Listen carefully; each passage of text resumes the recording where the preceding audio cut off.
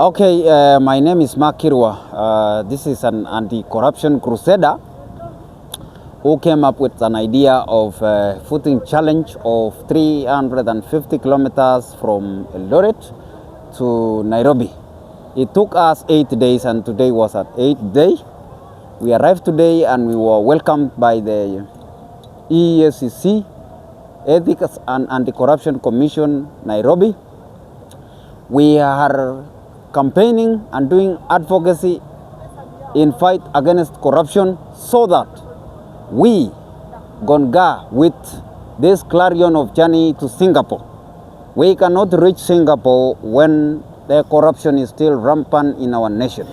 Therefore, it is a collective responsibility for every Kenyan to do away with corruption, starting from the small child to the youth and to the aging, so that we have a healthy nation that everyone admires to be. So, we have traveled by foot, campaigning along the road. By doing so, is not gaining fame or popularity, but it means that we are on a serious mission in transforming this nation in whichever the cost. So, it is my humble and kind appeal to every Kenyan to join us in fighting corruption. This is a non-political initiative. I want to call upon every Kenyan, every tribe, everyone in wherever he or she is, to join us in fighting corruption so that we have brilliant leadership, so that we have better tomorrow for our children, for our descendants. Asanteni sana. Kwa majina anaitwa Daniel Kipngetich, mkaazi wa Nandi, eneo bunge la Aldai constituency, Kemalai Maraba ward. Nilijoin team ya wenzangu hapa, tuka come up with a challenge ya kutembea from Eldoret to EACC headquarters hapa Nairobi, a distance of 350 kilometers. Na we were advocating on awareness pertaining anti-corruption.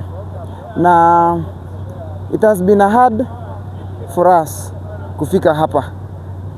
Challenges zimekuwa nyingi pale kwa barabara, na mimi na urge wa Kenya wenzangu, tuungane sisi kwa sisi, tuangamize huu mnyama ambaye tunaita corruption. This is a non-political. Na tukakuja na slogan, a journey to Singapore.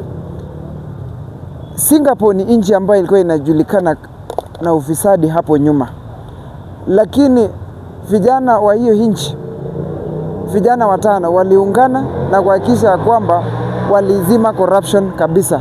Ndio sisi tumejitolea kama vijana, lazima to stop corruption kwa nchi yetu ya Kenya. Na vile vile naambia kwamba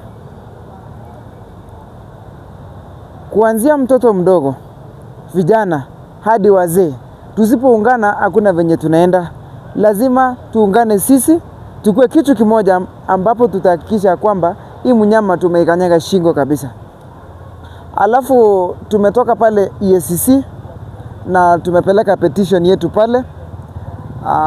Iko kwa process, inashughulikiwa, na ningependa kwamba kuambia Mheshimiwa Rais ya kwamba tuko na yeye bamba tubamba, ili tujenge hii nchi yetu ikuwe kama Singapore. Lazima tutoe hii mambo na corruption. Namwambia CS Bwana Murkomen ya kwamba tungeipenda sana kukupata wewe, ili tuzungumze mambo ambayo yanatukumba sisi kama taifa, na tutashukuru. Asanteni. Leo hii tumepatana na vigogo wale wametembea kutoka Eldoret, challenge ya 355 kilometers. Sisi sasa kama vijana tunataka mabadiliko, zero corruption in our country. Mimi kama Women Rep upcoming Nairobi, ninataka kushikana na hii mwendo huu pamoja tuweze kufika kule Singapore, kwa sababu Singapore haikuweza tengenezwa na siku moja, haikuweza tengenezwa na corruption. Singapore ilitengenezwa na zero corruption. It went through a lot. Sacrifices were done. Mimi ninaomba kitu moja kama Women Rep upcoming Nairobi. Vijana tujitokeze, tushikane pamoja, tuweze kupigana na hii mnyama anayeitwa corruption. Corruption ndio imetumaliza, imemaliza mashule yetu, imemaliza mazingira yetu, na hata mpaka hatuna chochote kile cha kuita hakuna kile, yani hatuna matumaini hata kama vijana.